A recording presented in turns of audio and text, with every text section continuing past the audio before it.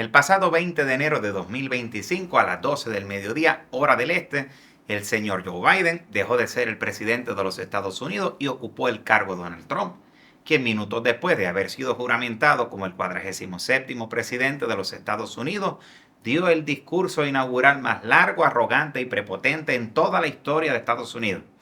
El ahora presidente de Estados Unidos aprovechó su discurso inaugural para anunciar que ese mismo día firmaría más de 50 órdenes ejecutivas, muchas de ellas sobre inmigración. Antes de que hablemos sobre qué dice cada una de esas órdenes ejecutivas sobre inmigración, quiero que tengas claro qué es eso de orden ejecutiva. Así que pon mucha atención. Una orden ejecutiva es un documento escrito y firmado por el presidente de Estados Unidos ordenándole a un jefe de una agencia del gobierno federal que haga lo que él quiere. Una vez firmada, publicada y llegada la fecha de su efectividad, una orden ejecutiva tiene fuerza de ley. Sin embargo, una orden ejecutiva no es una ley. Y tú dirás, abogado, ¿no acaba de decir usted que una orden ejecutiva tiene fuerza de ley? ¿Cómo es que ahora dice que una orden ejecutiva no es una ley? Y yo te diré, mi querido amigo, muy buena pregunta. Ahí te va la respuesta. Escucha bien. El gobierno federal de los Estados Unidos está formado por tres poderes. Número 1, el poder legislativo. Número 2, el poder ejecutivo. Y número 3, el poder judicial. El poder ejecutivo lo tiene el presidente y lo ejerce desde la Casa Blanca. Cada uno de esos tres poderes están establecidos en la Constitución de los Estados Unidos. La Constitución es la ley suprema que dice cómo se va a gobernar el país y está bosquejada, o sea, dividida en 7 artículos, y cada uno de esos 7 artículos está subdividido en secciones. Algo así como el menú de un restaurante, donde te dicen el nombre del restaurante y lo que sirven. Por ejemplo, restaurante El País, número 1, aperitivo, queso fundido, nachos, papas fritas y esas cosas. Número 2, sopas y ensaladas, caldo de pollo, crema de brócoli, caldo de res y cosas así. Número 3, platos fuertes, carne asada, arrachera, bistec a la mexicana y esas cosas. ¿Me siguen? Pues así mismo está escrita la Constitución, que empieza diciendo: nosotros, el pueblo de Estados Unidos, para establecer la unión de nuestros estados, la justicia, asegurar la paz dentro de nuestro territorio, crear un ejército para defendernos, promover el bienestar general, la libertad para los ciudadanos del presente y del futuro, establecemos la Constitución. Ahí tienes el nombre del restaurante, los Estados Unidos de América, y el menú, la Constitución. Debajo están los 7 artículos que sirven ahí. Escucha bien. Número 1, Poder Legislativo. Sección 1, el Congreso. Dice, todos los poderes legislativos, o sea, el poder de crear leyes, lo tendrá el Congreso, el cual consistirá en el Senado y la Cámara de Representantes.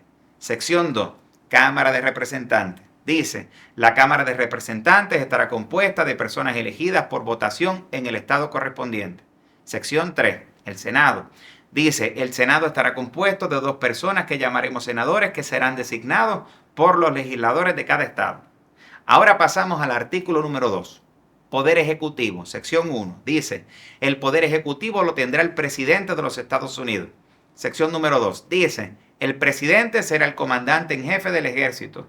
El presidente tendrá el poder, con el consentimiento del Congreso, para firmar tratados con los gobiernos de otros países.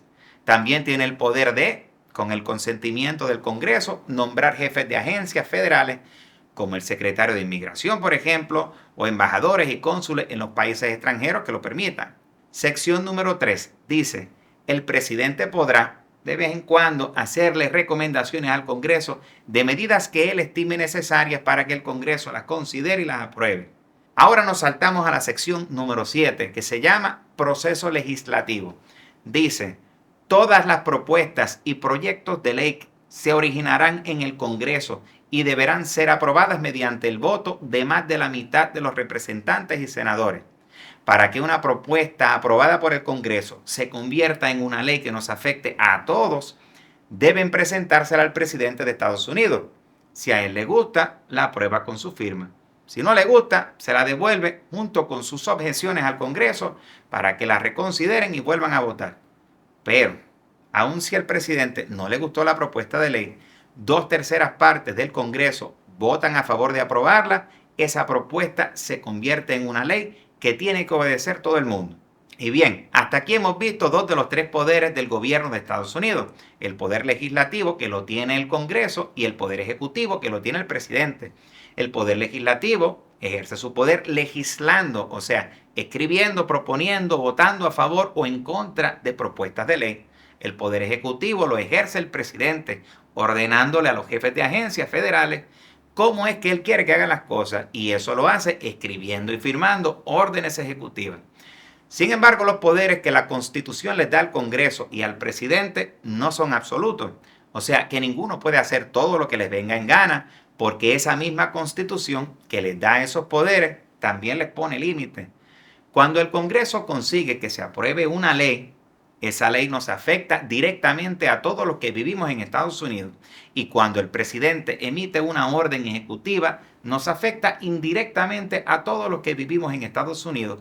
Porque aunque el presidente no tiene el poder de legislar, o sea, que no puede crear leyes que nos afecten a todos directamente, sí tiene el poder de ordenarle a los jefes de agencias federales que hagan lo que él quiere.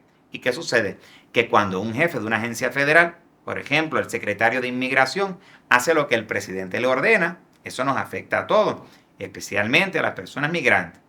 Y tú dirás, abogado, ¿qué pasaría si al presidente se le va la mano en una orden ejecutiva y sobrepasa los límites que le pone la Constitución? Y yo te diré, mi querido amigo, que el Congreso puede votar aprobando una ley que deje sin efecto esa orden ejecutiva. Pero abogado, ¿y qué pasa cuando es al revés? Y yo te recordaré que el presidente tiene el poder de rechazar una propuesta de ley aprobada por el Congreso. Pero abogado, dices tú, ¿y qué pasa si una orden ejecutiva del presidente pasa los límites que le pone la Constitución y el Congreso se hace de la vista larga y lo deja hacer lo que le dé la gana? Y yo te diré, mi querido amigo, que cuando eso sucede, cualquier persona que pueda demostrar que ha sufrido un daño por causa de esa orden ejecutiva puede ir y tocarle la puerta al Poder Judicial que, dice el artículo número 3 de la Constitución, lo ejercen las Cortes Federales de los Estados Unidos. O sea que el Poder Judicial, a través de las Cortes Federales, es quien hace valer lo que dice la Constitución. Así que cualquier persona o grupo de personas que puedan demostrar que sufrieron un daño por una orden ejecutiva que rebasa los límites que le puso la Constitución, puede ir a una corte federal y demandar al presidente para que la corte decida quién de los dos tiene la razón. Si el juez federal que ve el caso te da la razón a ti, la corte declara inválida esa orden ejecutiva por ser inconstitucional. Por eso es que tú ves que a cada rato viene el presidente, da un plumazo diciendo que va a hacer tal y cual barbaridad, pero no pasa mucho tiempo en que alguien lo demanda en una corte federal. Ese alguien puede ser cualquier persona o grupo de personas, como son, por ejemplo, organizaciones sin fines de lucro que defienden los derechos de las personas migrantes, para que el juez evalúe los argumentos de las dos partes y decida cuál de los dos tiene la razón. Si el juez te da la razón a ti, la orden ejecutiva se deja sin efecto por ser inconstitucional. Si le da la razón al presidente, la orden ejecutiva se mantiene en vigor. Y tú dirás, abogado, ¿qué pasa si el juez interpreta mal lo que dice la Constitución? Y yo te diré, mi querido amigo, que la parte que entienda que el juez se equivocó en su decisión puede ir a la Corte Apelativa Federal y argumentar por qué cree que el juez malinterpretó lo que dice la Constitución. Cualquiera de las dos partes que no esté de acuerdo con la decisión de la Corte Apelativa puede pedirle a la Corte Suprema Federal de los Estados Unidos, que es la última parada que hace este tren de la discordia, que reevalúe lo que decidieron los dos jueces de las dos cortes inferiores y decida cuál de las dos partes tiene la razón. Lo que decida la Corte Suprema de Estados Unidos es final y firme y no se puede ir a ningún otro lado a apelar su decisión.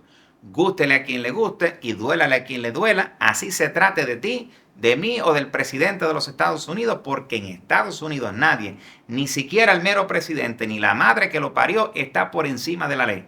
Así que, resumiendo, el presidente ejerce su poder escribiendo órdenes ejecutivas, obligando a los jefes de agencias federales que hagan las cosas como él quiere. El Congreso puede votar a favor de una ley que invalide cualquier orden ejecutiva que firme el presidente. Y la Corte Federal es quien decide si a cualquiera de los dos se le fue la mano y pasaron los límites que le puso la Constitución, porque en Estados Unidos nadie está por encima de la ley. Ya para terminar, quiero aconsejarte, escucha bien. Todos los presidentes, aún antes de ser electos, cuando hacen sus campañas políticas, Dicen que van a hacer 1000 barbaridades. Eso lo hacen todos, desde el que tenemos ahorita en la Casa Blanca, el que estuvo antes de ese, y todos los demás presidentes en la historia de Estados Unidos hasta George Washington. Pero hay otra cosa que todos esos presidentes, incluyendo al que tenemos ahorita en la Casa Blanca, tienen en común y es, pon atención, que ninguno está por encima de la ley.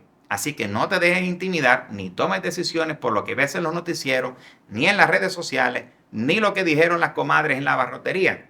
Si tú tienes dudas sobre cualquier asunto de inmigración, asesórate con un abogado de inmigración admitido a la práctica de la abogacía en los Estados Unidos, que se respete a sí mismo, que son los únicos capacitados y autorizados en ley para darte asesoría legal de inmigración. Evita los notarios, los licenciados, los consultores y cualquier otro charlatán de esos que hay por ahí que pretenden ser abogados sin estudiar y sin autorización. Y por lo pronto, quédate pendiente para que no te pierdas ni un solo minuto de toda la información de inmigración que publico aquí. El único lugar donde te dicen las cosas tal como son y de frente. Nos vemos pronto. Cuídate bien.